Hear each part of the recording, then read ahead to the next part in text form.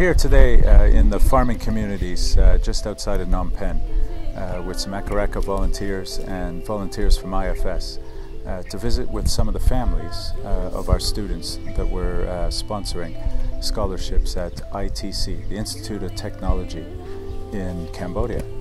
And these students are taking engineering courses to be able to get a job and placements in work where they'll be able to substantially improve the lives of their families. And if one of their children can get an education and get a job, it can totally change the family's destiny. One son or daughter getting a job as an engineer working for a company around Phnom Penh, somewhere in Cambodia, will take the family income up 3, 4, 5-fold and really change the lives of the family and the community.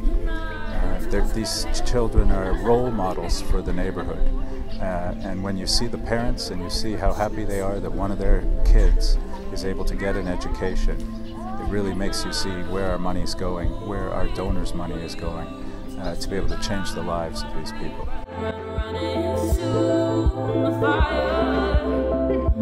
Why don't we run?